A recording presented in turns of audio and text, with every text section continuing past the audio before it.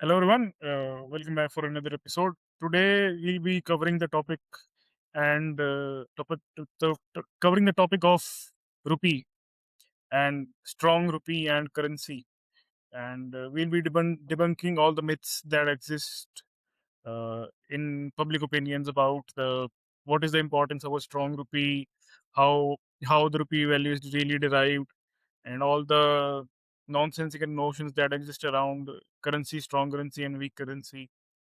So we'll go through them, and then second thing we'll talk about is slums, and recently a demolition took place in Mumbai after the approval of Maharashtra government. We'll cover that. So first of all, let's start with rupee. What are the mechanisms behind the value of the rupee? And this topic specifically comes with in relevance because of the current falling of the rupee, and I think it has crossed the 96 mark. Wait,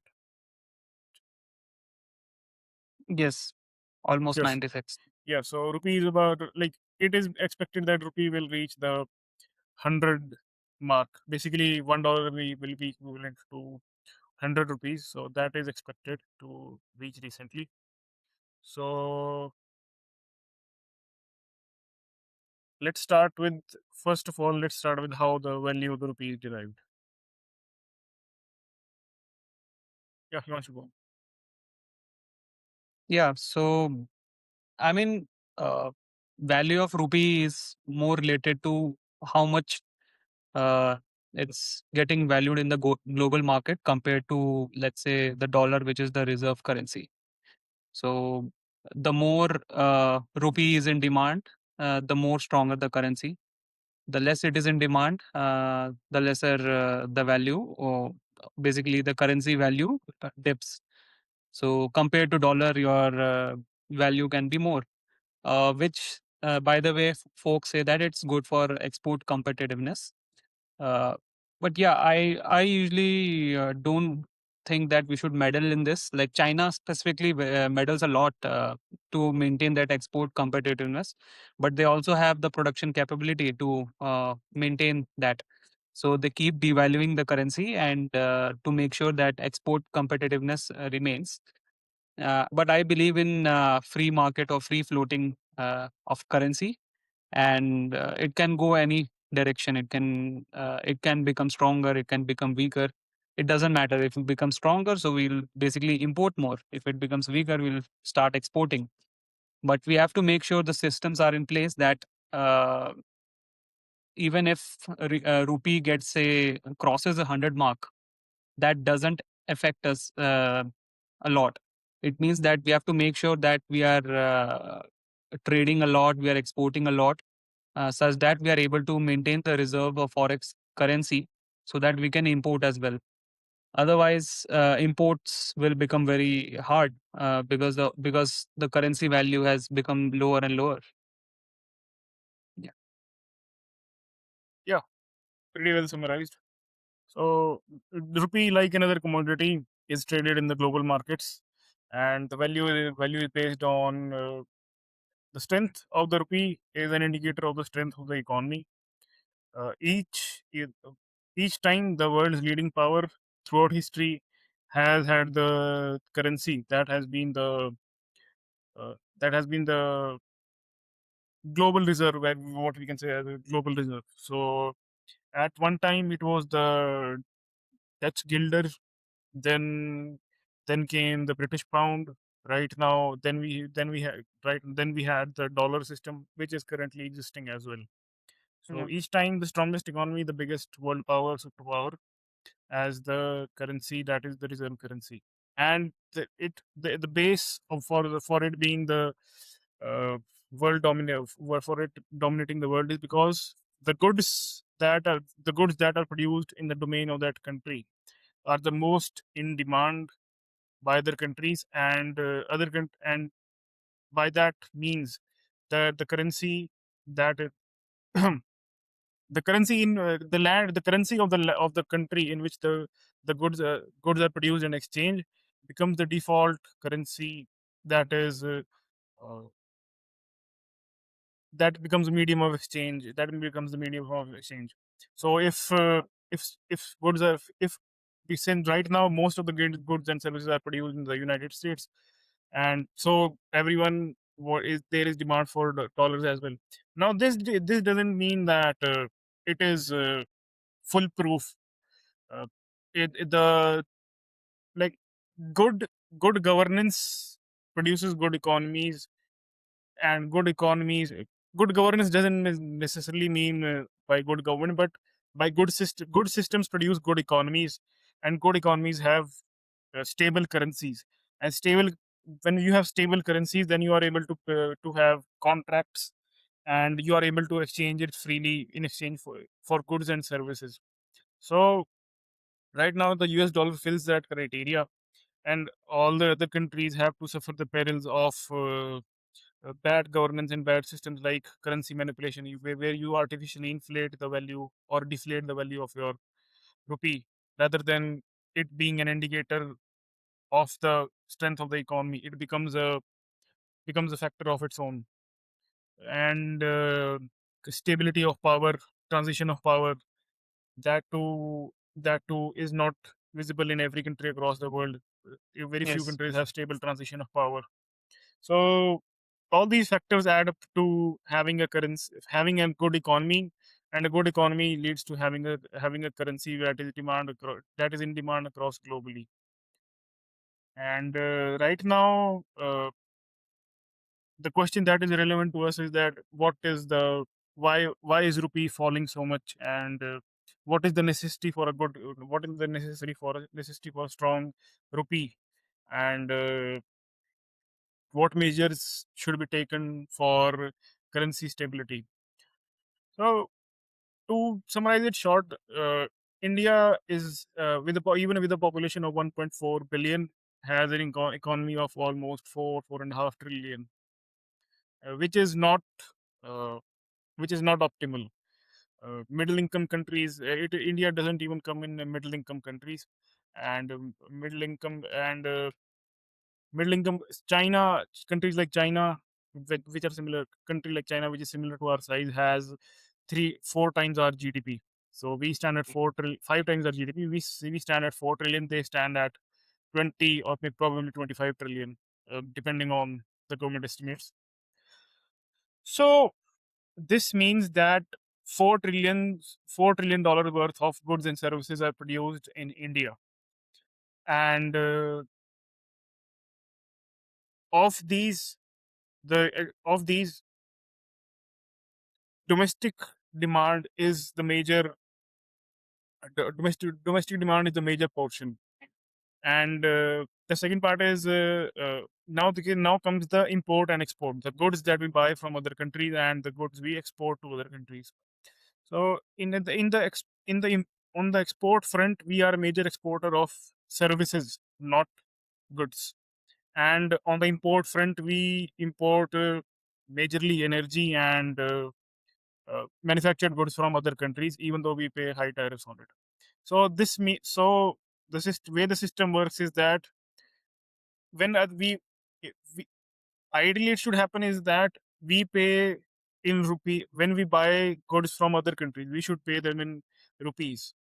But what happens is, and whatever rupee they have, they should be able to buy goods from us.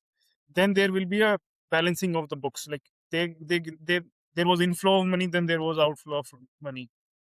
But what happens is that they buy we buy goods from them, we pay them in rupee, but they don't have any, they don't want we don't produce anything, or we don't have anything that they want in rupee. So rupee for them is largely useless. And when this happens in abundance, this results in them having a currency that is of no use, and they are basically giving away their goods for nothing.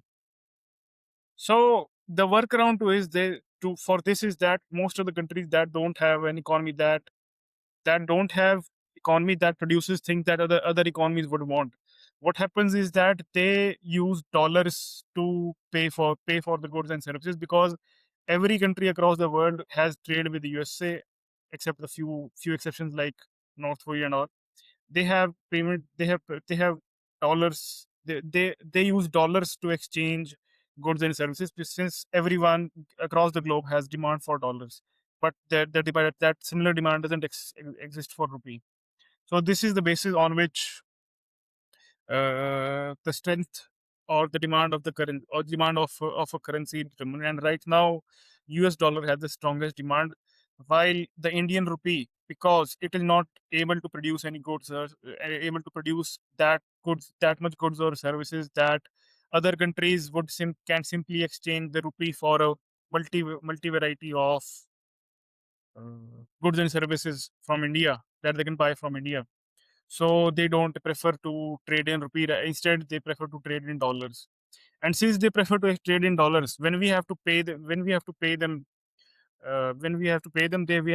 in dollars, and we for that we have to buy dollars. And when we have to buy huge amount of goods and services from other countries like energy and manufactured goods. Then we need huge reserves of dollars to pay for them. This is where the need for foreign exchange reserves come in. And right now what is happening is that since our energy we are highly dependent on energy from abroad. So what is happening is that due to the war in Iran and disturbances in Middle East, that supply chain is getting disrupted, and the oil prices have flown up. And as a result, more and more foreign exchange is being used to buy oil and other energy. And as a result, uh, that we have more and more demand for dollars, while there is less and less uh, less and less need for the rupee. And as a result, the value of the rupee is declining, and it has declined almost 15-20% in the last 2 years. If it went from 82, 83 to right now it's at 86, 96. So what the notion the now talking about what are the what all exist, I'll share what myths I know, and then you share the what myths you know about, or what is the significance of a strong currency, and why we need, when people have, and all the stupid notions that people have about this should be the value of the rupee. First top on my list is that uh, India should have the strongest currency, and 1 rupee should equal to $1, like it used to be at the time of independence. 1 rupee equals to $1. Yeah. Okay. So going through a short, really brief history. So at the time of independence, the exchange Indian rupee which was basically which was based on the pound value of the pound was equivalent to $1. Then during the government of Indira Gandhi did the first devaluation of the currency, and then since then there has been constant devaluation of the currency, and right now here we stand where at the point where rupee 1 rupees will be almost equivalent to 100. $1 will be almost equivalent to 100 rupees. So what does this say? Briefly speaking, it means that while the US has continued to grow economically and produce more and more goods and services that are demanded by the Indian economy and across the globe, the Indian economy has not produced a significant number of goods and services that are demanded globally. As a result, more and more rupees need to be spent to buy dollars, and Yes. uh, and more and since more and more rupees, and that graph has grown to such an extent that right now we would have need require almost 100 rupees to buy just $1.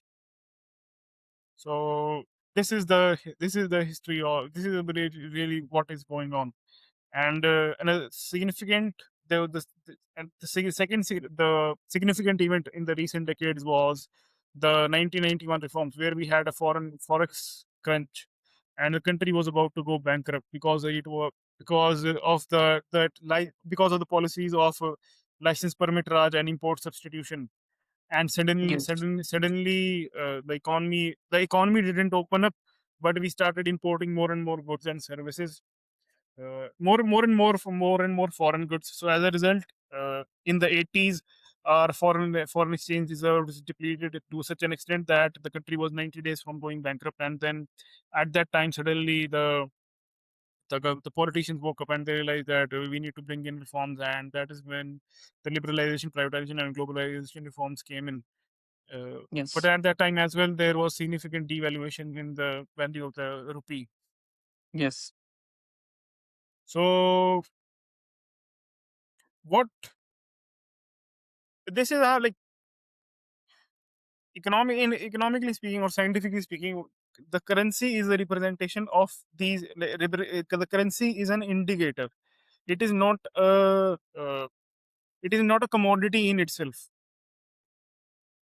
It is an indicator, like it is a derivative. Yes. Derivative means that it represents something. It is not something like one, like like s- like derivative is that, like, to explain derivative is like it is a symbol, uh, words are symbols to meanings, like. So similarly, rupee is a symbolic representation of the economy. And all the people who argue that the 1 rupee should equal to $1, they are like, what they don't what they are arguing is that we should just shift the base. We should just decide that 1 rupee will be equal to $1. But that would not make any difference because the demand for the dollar would remain the same. So we would have to,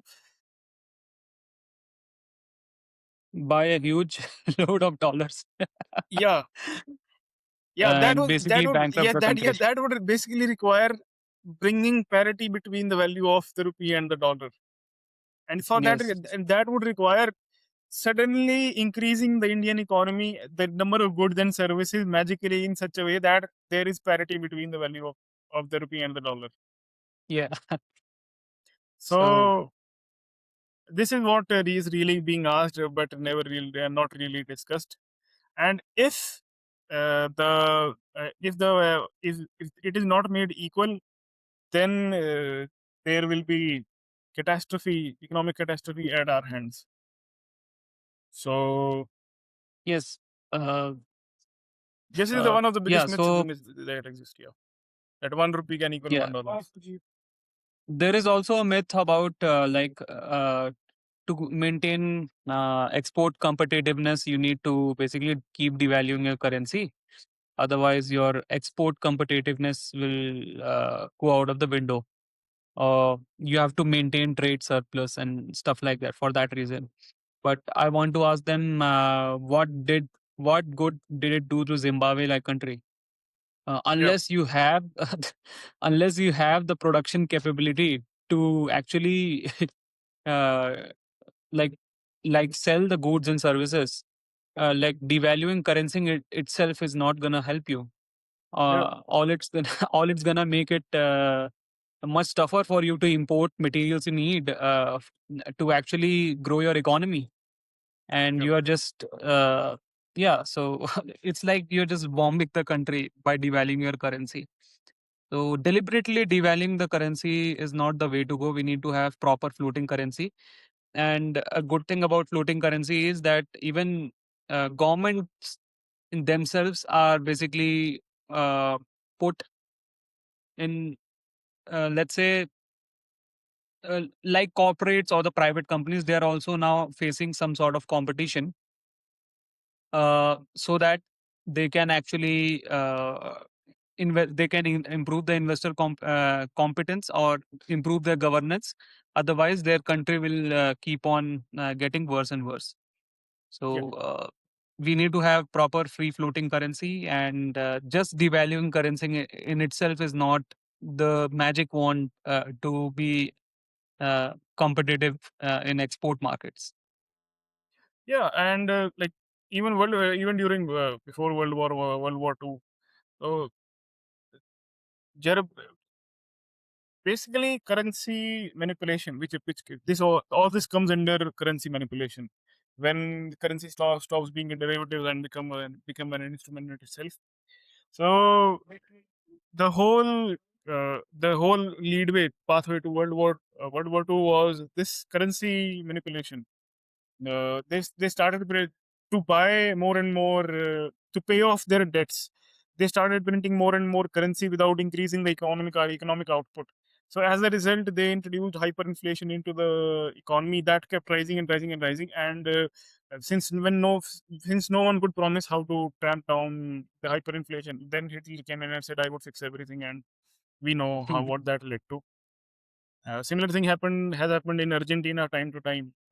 They have constantly tried to manipulate the currency to uh, cover up for lack of economic activity, and each time it has resulted in hyperinflation. By the So way, just like Argentina, like there is slowly developing black markets for rupees. Like there's a different rate. There are two rates developing.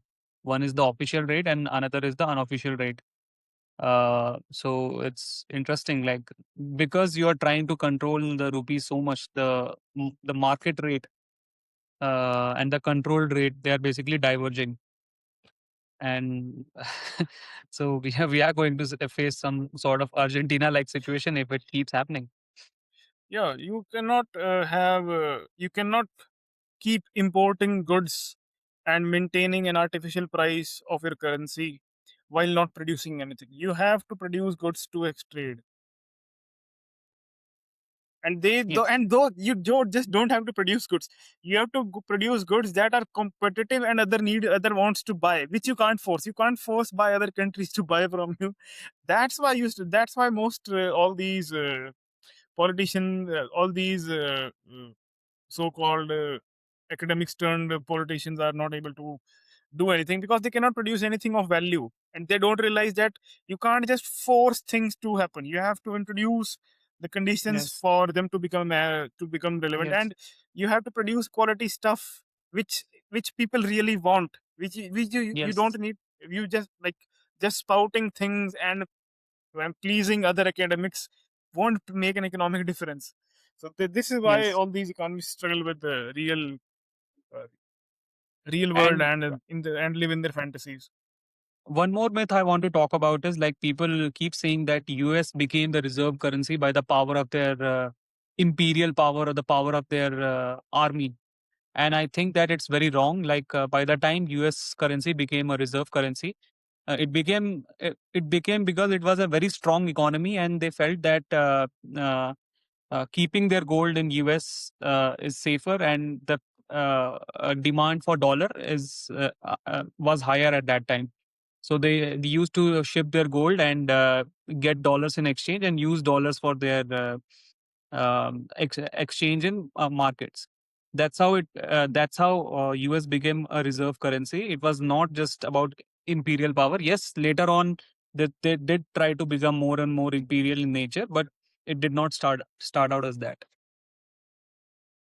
Yeah, and if you check out the numbers of what percentage.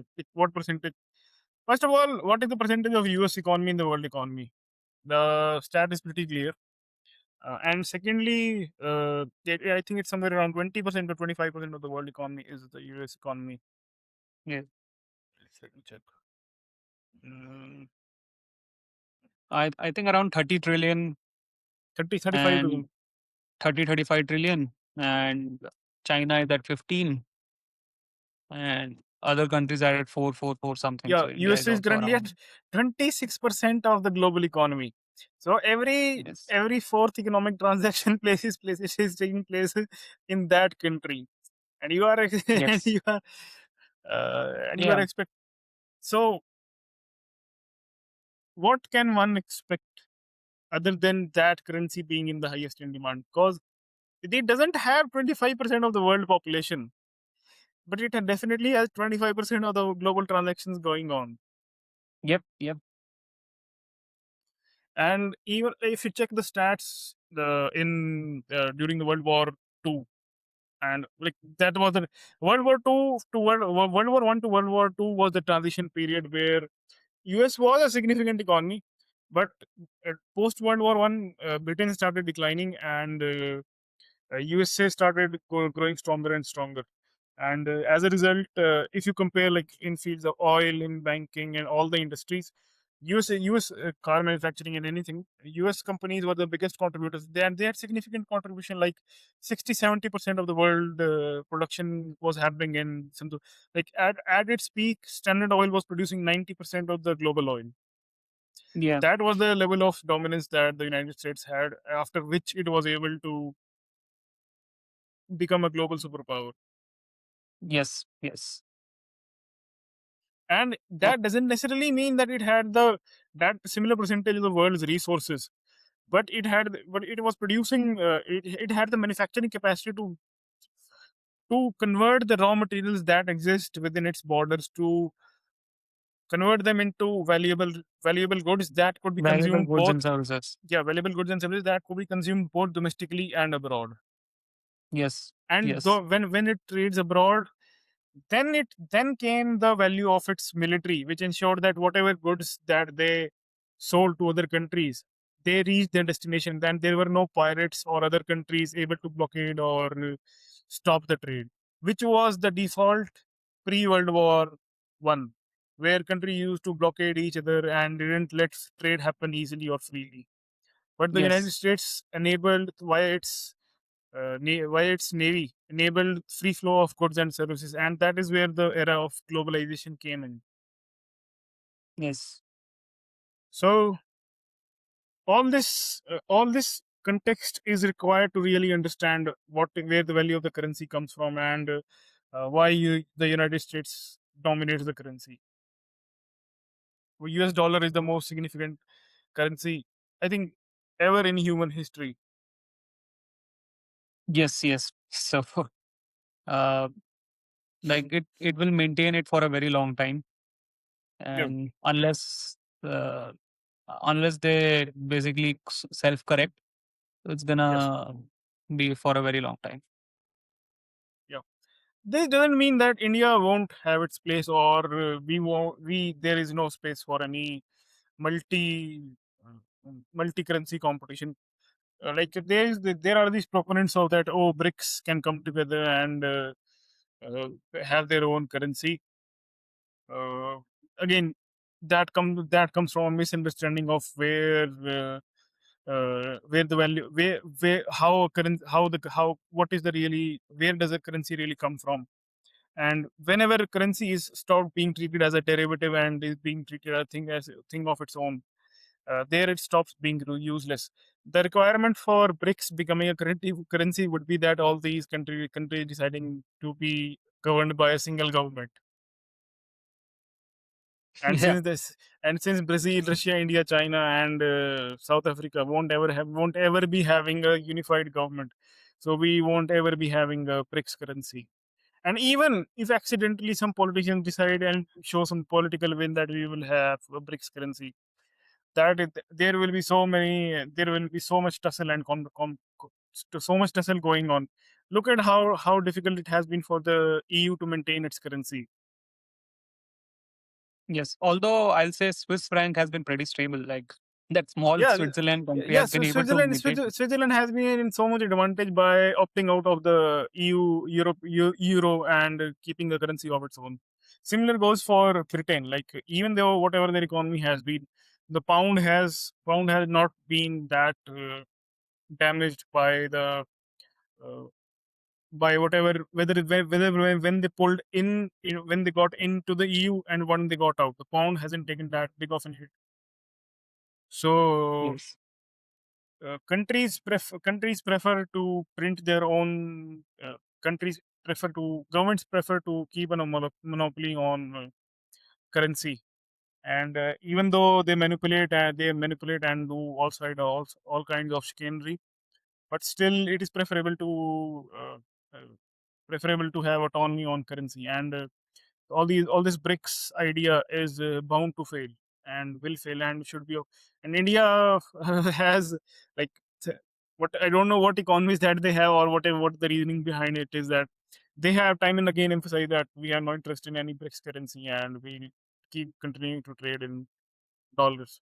Some countries have shown Mm. interest in using the yuan. The the Chinese currency. Now it's Yes. called renminbi. But it is largely because they have significant number of goods to buy from China. Yes. That is Yes. that is why they are willing, and they are willing. That is why they are willing to connect payments in the renminbi. But the problem with renminbi is that China constantly keeps manipulating its value, and there are several concerns about the stability and continuity of the Chinese government. That's why the markets remain hesitant to adopt the renminbi uh, as the current as a competitor to the dollar. They India was also trying to buy Russian oil with rupees, and then yeah Russian were like, "What am I going to do with the yeah rupees?" yeah yeah yeah yeah So then they offered to repair the submarine, and you can just pay us back that rupee. yeah. So so it's So kind of like you're trying to make a circular scheme out of without even having that real value. You're just yes, trying to create stuff up, but it doesn't work like that. yeah. So anyone who is a proponent of 1 rupee equals to $1 or strong currency or anything like that, get rid of the notion that you can have a strong currency without having ample goods and services to trade. And secondly, uh, get rid of the notion that it can be done by simple 1 rupee equals to $1. That's it. Now done. Modi needs to come and say 1 rupee equals to $1, and next day everything will be fine. No, By this the is way, not. RBI did try to save rupees. Like at one point it reduced by like it was 96, and then it went to 95 or 94, and then again it jumped back. So Yeah, like RBI kept trying it, but that did not work. So yeah, because the demand, like more, the demand is for. Look at the marvel that the economy of the United States is that the demand for the goods and services, now this AI boom, the although it is a silly metric, but still the stock market valuation of Nvidia is greater than the economy, or is just next to USA and China. It is like it is a really silly thing to say that it is equal, that it is worth more than the entire economy of India. But still, it does say something that people that it is so it the markets value Nvidia and just its chips just so much. giving an FYI, like so people don't Yeah, call us out. There's a difference between valuation and GDP. So we're just yeah, making a yeah, yeah, silly comparison, but we know like it's not the same thing. So yeah, yeah. Just to say that that a single like the products good the goods and services that a company is producing is valued at such a high rate. So that really says something. And now that they have look at Jensen, like recently that controversy came that Jensen was arguing that India should that USA should should sell chips to China, which the Biden government had banned. And now yesterday only they went to China and they did the deal, and now Nvidia chips are available will be available in China as well. So how much the valuation of it's Nvidia increased significantly. yeah. And for all the protectionist streak that the Trump administration has, they were still open to. Uh, they realize like they see the Chinese as their competitor, but still they realize that these chips cannot be really a bargaining chip for they realize that you cannot prevent competition simply because you buy some Yeah. by some order you have decided that okay, now we will not share chips with you, so you will won't ever reach the level that we have. That was not happening. Rather, they were just missing out on whatever was going on in China. So they decided that let's open our trade to you, and you open your trade to us, and then we can both benefit from this trade. This is what India needs to do. It needs to sign free trade agreements with all the it doesn't mean that you need to decide what needs to be the scope of free trade But free trade in general is all like this is a huge win for free trade, and prove that all this protectionist doctrine of being self-reliant doesn't work. You Yes. try to find workarounds, but you USA itself is not self-reliant. They are not yes, making your chaddis and banyans, na. Like yeah, yeah, that's all getting imported from yeah, Bangladesh. So, yeah, like if US workers start building their own chaddis and banyans, yeah, it will cost them a lot. yeah. So, there's a simple thing about comparative advantage, and we are not utilizing it. So, that's a sad thing. Yeah, and all this needs to come from education, and we have like intuitively by simply by intuition or by one step thinking you can't get this. But if you think in terms of how it affects the system, then you realize that okay, this is something significant. This is like there are second order effects and third order effects to decisions we make, and you need to Yes. think of the of the entire system. Like okay, so the, and you need to be really robust about whatever claims you make. Are they backed by reality and real world examples or not? And time Yes. and again, somehow real world observations are ignored, and this thing that this statement is repeated that this time it will be different. Yeah. Yeah, This time it will be different. Yes. yeah, it never is. Anyway, so I think we have covered anything else. Anything else we need to talk? Any faulty notions we need to talk about? Faulty notions. I think we have pretty much covered everything regarding currency, power of the currency. Yeah, Unless like central bank or the government is not manipulating the currency, uh, it's okay, it's fine. What we need to do is make sure that investor confidence remains, yeah, and we have proper rule of law, proper contract enforcement. These are the big, like all the time. The party only talks about the basic things, and we are not even getting the basics right, and we are thinking in complex terms. Get the basics right. That is contract enforcement, yeah, rule of law, respect private property rights. yeah, Do these things and see how the market itself grows. yeah. Who doesn't want economic growth? Like who is against economic growth except communists and Luddites? Who in their right mind is against economic growth? Yep. Yes. And these are the simple things that are required for economic growth. Yeah, although they may not be politically flashy, but these are the basics that are needed. Yes. Yep. So, moving on to the next topic and deriving from this only, I'll share the screen first.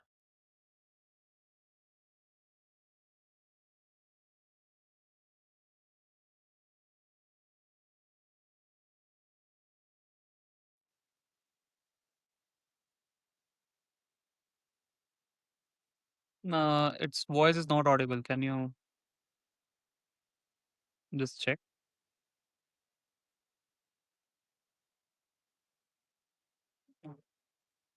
बोल रहा Let's. था आपने सुना होगा ना कि मत तोड़ो Now तब it's क्या audible. बोला वो बोल रहे थे कोर्ट का ऑर्डर है बीपीटी को जाके बोलो बीपी उसको बीपीटी वाले को बोले कुछ नहीं बचा एकदम रात को 3 बजे आके पूरा एकदम हम लोग को लॉक कर दिए घर में ताला मार दिए पूरा ना नोटिस दिखाए ना कुछ दिखाए तो जितने भी नेता लोग थे सबके पास गए हम लोग बोले हाँ हम करेंगे कोई कुछ नहीं करा लास्ट तक कोई कुछ नहीं किया कोई आया भी नहीं पूछने तक कि तुम लोग कैसे सब कोर्ट का ऑर्डर है बीपीटी को जाके बोलो बीपी उसको बीपीटी वाले को बोलेंगे तो बोलता कोर्ट में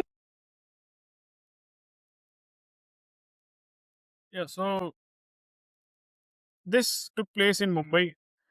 Demolition drive is going on in Mumbai, where all these unfortunate incidents are happening, and this settlement existed for almost 80 years. But since it didn't come under the legal category, it was demolished overnight, and families that existed there were were taken out immediately, and with no place to go, and were made homeless. So, like, this is not a problem specific to India. This exists in other third world countries as well, and this problem is a property rights problem. Basically, ownership of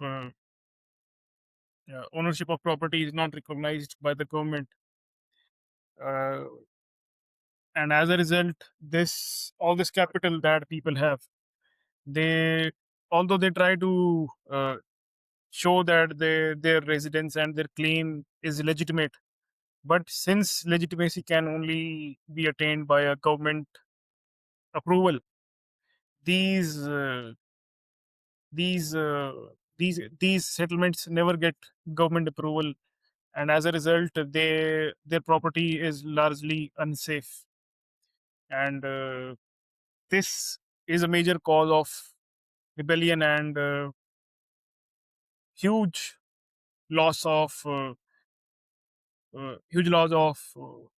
capital to the economy and to the people.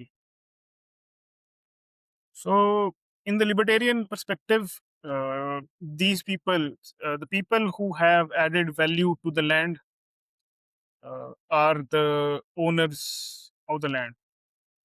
Until and unless there has been some prior claim, and there or until and unless there has been some prior claim, whoever came, like, this is what comes under what is the term used? Homesteading Yes, principle. homesteading. So Yeah, so homesteading. they have homesteaded the area. Yes. Yeah, this is like there giving simplistic example. There is an area in a forest. A man decides to go there, cut the trees, and start planting crops there. And he's selling the crops to in the market for in exchange for rupees and whatever. So he took the effort to clear the land, plant the crops there, safeguard the land from safeguard the crop and the land from predators and predators, insects, and other whatever things. So he deserves to remain in charge of that land, since he has added value to that land. So this is what the like homesteading principle is about, that the individual who adds value has the claim to the property. But what the problem is, like, And where also there is a first comer basis also, like yeah, unless whoever came first, whoever came first yes. and added value, he deserves. Uh, but the problem in Indian context, and all the collective with problem with collective ownership, is that these these things sound good in theory, but when you have to convert them into reality, and there is all this existence of all these pre-existing institutions have m- fuzzed the lines between what is right and what is wrong. This is where the constant negotiation over generations need to take place, so that we can get rid of the contradictions and come on a common agreement. So this was talked about by Hernando de Soto in his book Capital, and why capitalism, why it fails, why it succeeds in the West and fails everywhere. So what happened was that in Western nations, they faced these problems as well. There was the problem of squatting. There was basically people who there were basically land was arbitrarily given, and then people used to come and start working on a patch of land, since they had no alternative. And then these people were basically called squatters. That land may have belonged to some private individual or may have belonged to the government, but these people just started adding value to it, and because they had no other means of living. So naturally there would be objections by those who have private holdings, that why we have worked hard to pay for this land. Why should someone get it for free? And the government is like, we own this property on the behalf of the people. Why are these individuals getting the right to own it? These are legit questions. There is no denying about it. Uh, but but these people are genuinely adding value to the land as well. That is right in itself as well.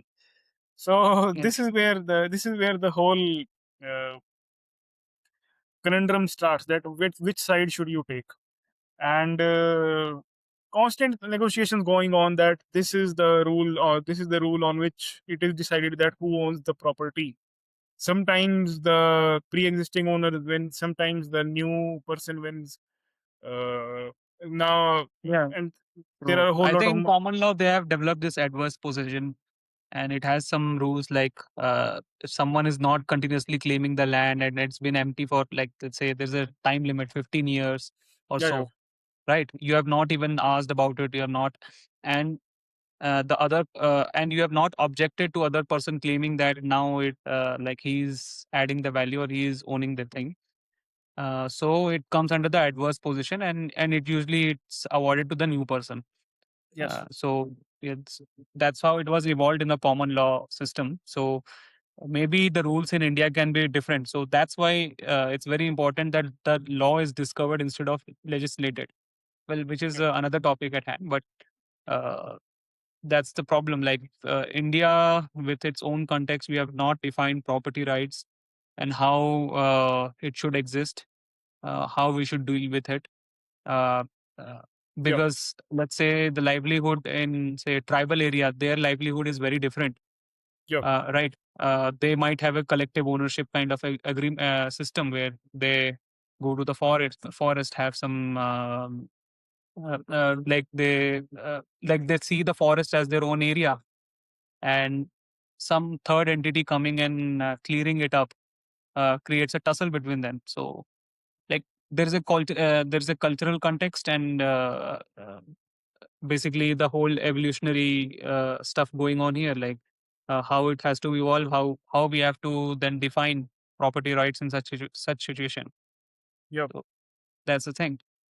And regarding what has happened here, it was very unfortunate. And the yes, problem with the government is they have cut their livelihood, and now they're saying go to court if you want to stop it. yeah, So who's gonna reimburse them, and how much time it will gonna take in court to get this done?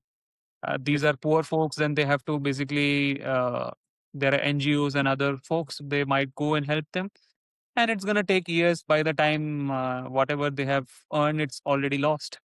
yeah. So And uh, the problem, like, this is the problem, uh, the political problem to solve is property rights problem. And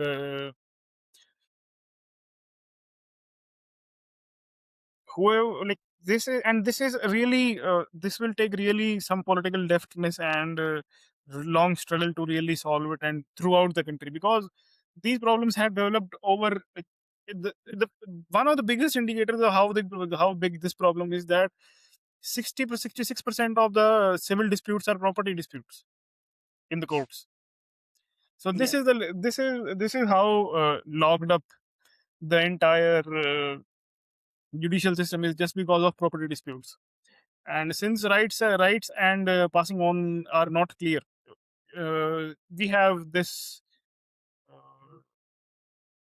this economy where basically it is really hard to build things, because you don't have the land to build things on. Yeah, one government says one thing, another government says another. One yeah, government just steals it, the other government now has to produce legitimacy. Because basically, how can you invest when the ground is so shaky and you don't know whether it will be there the next day or not? And then you expect a modern economy to grow. Like, all these poor, like, the biggest sufferers of these, like, all the and the or no amount of ladli behna or freebies will be able to cover up for legit ownership of property, and legit ownership of the claim to a title. So these are the things that enable people to invest and borrow from the future and produce Yes. more things via this. But Yes. but the government is just thinks that if we just hand them cash, which is again, as I said, cash is a derivative, it is not an economy. So you can basically print all the money you want and distribute in what the people whatever you want, but if it is not backed by the amount of goods and services that are produced, then it makes no difference. And to produce goods and services, you need land where you can collect people and produce them. And since you have not Yes. resolved the issues of the land, how can you expect people to work on them? So many factories are stuck because Definitely. basically because land rights are not clear. Someone shows up and say so many these housing residencies are not built because lands property ownership is not clear. Yes.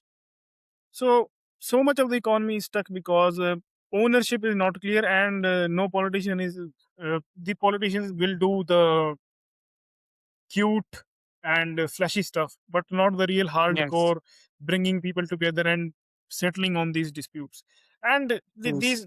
these institutions like the Waqf board take advantage of these flimsy property disputes and property rights. Yes. They are able to take advantage of these, and no one will be able to. Uh, People will be just helplessly flapping their hands around and saying things Yes. and that things arbitrary things, never realizing that these are the core issues that, like, fine, our philosophy believes in the other world and things like that, but there is a dharma, earth, kam, moksha. Earth is about material possessions, and Yes. earth needs to be sorted out for proper flourishing of dharma and the attainment of moksha. So, Yes. and only libertarians have talked about what is the significance and importance of this. And it doesn't to say that communists say that whoever is the poorest, he should have the ownership to the land. But we we believe who has the legitimate claim and the criteria for the, we can argue what level of criteria each society believes in, that okay, we agree now, yeah, this is, they have the claim to the property based on this. Like every area can have different claims to Yes. ownership. Like there can be some variation on the principle, like okay, we agree that okay, someone has added value for 5 years, then you can lay claim to the property. Like I'm just Yes. I'm just giving an Yeah. example. So that also brings to the point the decentralization that is needed. Yes. Yeah. Like I want to talk the story about the Chinese village where collectivization of farming was not working. So those farmers themselves divided the property among themselves and decided that they will grow individually their own crops, and some quota will be given to their bureaucrats, and the rest all will they will keep it to themselves. And there was increased productivity in the way the crops were grown. But the thing was, the property rights were discovered in a very bottom up approach, Yeah. and it was not something like it was top down where you just legislate that this is the rule now. Yeah. Yeah. So Yeah. I think even with property rights we have to be very careful. We have to like decentralize and see Yes. how it evolves based on the cultural or evolutionary patterns. Yeah. But we all need to agree. Yeah, you can have your own variation, but we all need to agree that it is the utmost priority of the country to resolve the property rights and property Yes. disputes. Otherwise, we are just these all the entire Naxalite movement was an outcrop of property disputes, Yes. Yes. and and people will feel injustice when they see that we are adding value, but we do not have ownership. and you know what's the biggest problem with the centralization also caused a huge issue. Like Yeah. yes, zamindari system was very bad, and it was a kind of a blood sucking kind of system. Yes. But this whole land redistribution was a centralized operation where they even redistributed the lands of some legit owners. Yeah. Legit owners were in loss because of this, and you just distributed based on this criteria: poor is good, rich is bad, Yeah. instead of looking at legitimacy of a property. Yeah. or the value folks have added. And Yeah, and now then even and then yes, and what a major part of the corruption was that what these landlords did was that they continued these zamindar continued was that they they invented people to invented poor people to have property in their name, or they gave it yes, to their own servants while continuing to yield the benefits from them. So yeah. By yeah. even by the way, some of my friends whose grandfathers they actually lost they also did these tricks, and now they have lost the papers of those whom they have distributed to. So it's like unknown land. Yeah. Nobody knows who is owning it or what. Yeah, and now that land is dead capital. Yes, Giving a simple example, like we have this home in a sector in Kurukshetra, and the plot next to it remained fallow for almost 20 years. 20 years there was it remained empty. Like, it was weird, really weird. The sector is fully developed. In the entire sector there is this plot of land of nobody knows who has the claim to it, but it just remains there, and no one lays claim to it. And I think there is some 20-year rule, is something like that, that if after 20 years no one lays claim, then it will go for open auction. And then hmm, someone, and after that someone came in and built an home immediately on it. yes, So there are so there and now now that that home has 3 stories, the people can keep, there are families residing in, paying rent, and now it has become a useful asset in the useful asset. But there are countless instances of such things, instances where all this capital is laying dead, and there is no use yes, of it, no productive use can be made out of it, and people are just struggling to understand that, okay, capitalism not, we haven't even started doing capitalism properly. People don't have capital, how you have capitalism? yeah, So like uh, these issues are really hardcore, and that would really require politicians to address them. And it yes, is very yes, little talked about in the political school. It was much more popular during I think it was much more popular during the independence time, but all those lefties took over and took over the discourse. But it was much more popular in those times, and to a certain extent, I think the anti-colonial struggle has also been about ownership and property, like who lays the claim to the resources of the country, and yeah, whether it's the people residing in the country or some foreigners from thousands of kilometers away who have come. yes, or their own agents who have they put in charge, Yeah, like in case of zamindari system. yeah, So and I think it has come. Now we should realize that the government is not the right answer. Like, government is not the right answer for who should own the collective property, yes, or let's say that it is not the best at it, or like. Yeah, it is not the best at it. To a certain extent, can say, because it is composed of people who have their own agenda, and they will continue to remain corrupt and find whatever ways they yes, can to take advantage. Like, giving the recent example of how these 50 IS officers came together and just bought land to take advantage of the whatever highway yes. was coming, and sold it for 10x or 20x markup. This is what they do. They already know about it's Yeah, kind of like an insider trading, you can say. yeah, They already know the projects which are coming up, so they buy those land in cheap. Once that infra is built, or they deliberately build infra around those areas, so their asset prices increases. It happens in every state. Like even in Bangalore, they are expanding metro to some to a different city only because some politician has some asset in those areas. So because of metro, that value of that asset will increase. yeah, yeah, yeah.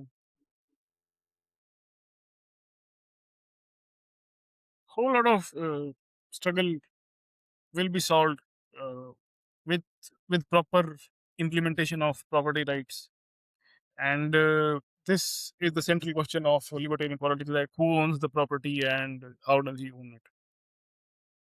Definitely. And these poor folk, and the biggest people who are affected by the those who have been, those who don't have legit claim to the property but are adding value to it. Those are the biggest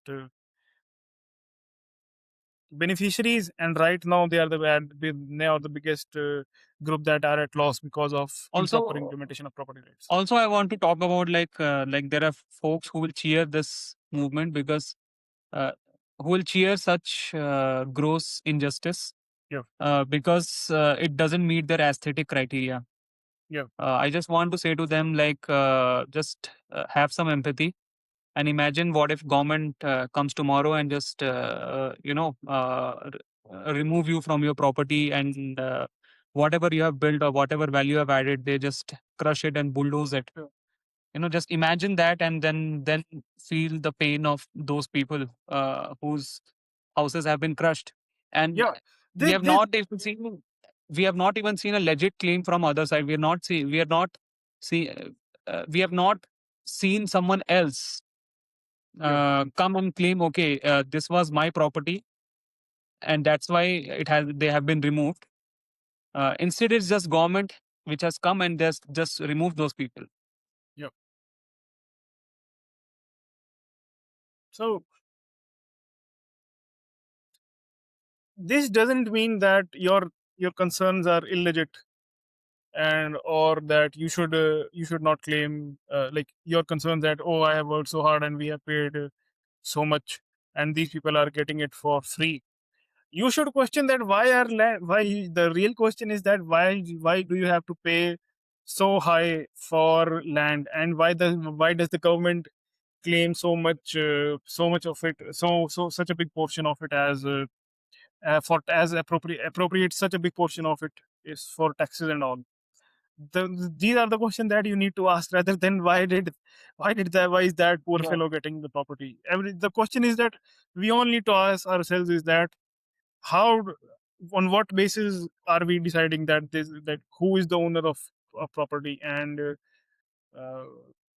those who don't fit the criteria, are they left out, are they being left out because they legitimately don't have the claim, or it's just because that of the bias that, oh, I have paid that, oh, why are they getting it easier than me.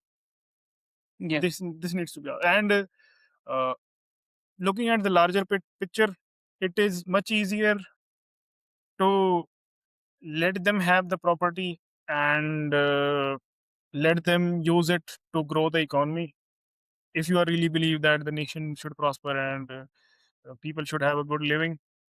But Yes. it doesn't mean that it is a that you can simply do it out of goodwill, and there won't be people who would have a bitter taste in their mouth. It will be really concerning when someone has a property and suddenly someone comes in and decides that, claims that, oh, this is now mine. Yeah, that will be uh, those accusations will That's come, but people yeah. need to sit down and settle that, okay, we need to decide clear boundaries. Okay, this is what the rules are. He has the claim, he has not. And what do we do about people who want property but can't, who want property but can't have it? What means do we provide them so that they can own property? That is where the Yes. financial system and all comes in, rather than relying on Yes. the central government deciding to providing free housing and all. This is what really needs to be addressed. Yes. Yes. Yeah, and this will be really remain central to the libertarian agenda. That how do we settle property rights? Yeah, even the way housing is constructed, the problem again with the centrally planned housing is that you do not know how the labor markets operate. Uh, where do they want to settle and how do they want to operate in a city? It's your own plan. You have just settled them somewhere, but then you soon realize that these people are facing a lot of problem to actually go to the workplace or open up their shops or do whatever the task there is because you have just planned it and made some housing development for them. Sure. So it's kind of doesn't work like that. Yeah, and it is our duty as well uh, to learn properly, to do an in-depth dive and figure out how, like, we have to collect all, like, this is nothing new. The West has done this already. We have to go in depth in this direction and figure out, okay, this problem existed here as well. This is what these people did. These were the problems they were facing. After implementing these solutions, these were the opportunities that opened up for them. We have to constantly keep preaching these examples here as well, so that people feel that, okay, we are not at a loss if we settle these disputes. Yes.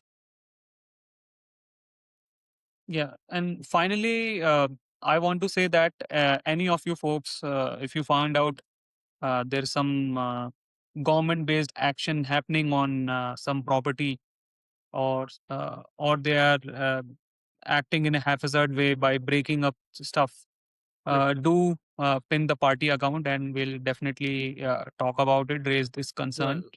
Yep. It's our duty to Yeah, protect it and is. Yeah, safeguard this. people and Yes. property. Yeah, this issue is near and dear to our heart. Like, we are constantly accused that, oh, capitalism will be implemented, tribals will lose their property and things like that. No, that is what communists did. We believe in justice and proper procedure. So and proper negotiation and procedure. So libertarians will implement, will have will deliver true justice and solve this issue, so that India can prosper as a whole. Yes. I think with this, we'll end the discussion for today. I think we had a really good discussion, and we'll keep coming back to these topics with new talking points and all. Keep tagging us, and thank you all for supporting.